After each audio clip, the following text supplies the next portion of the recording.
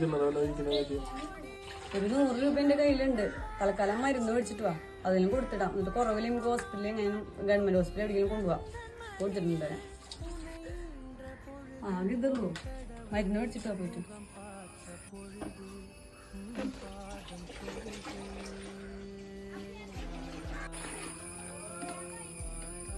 തീരെ വൈകിയല്ലോ.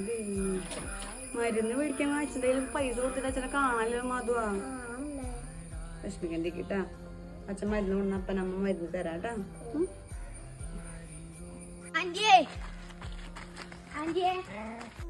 എന്തേടാ ആന്റിയെ പാപ്പാടെ ആ പെറ്റായി കിടക്കുന്നുണ്ട് അടിച്ച് റോട്ടില്. എന്റെ ദൈവമേ, നിന്റെ അച്ഛൻ എത്ര കിട്ടിയാലും പഠിക്കില്ലേട്ടാ. ആ മരുന്ന് മേടിക്കാൻ കൊടുത്തയച്ച പൈസ കൊണ്ടാണ് കുടിച്ച് മത്താക്കി എടുക്കണം. നടക്ക്. എന്റെ ഫോൺ ഇവിടെ ഇരുന്നോ?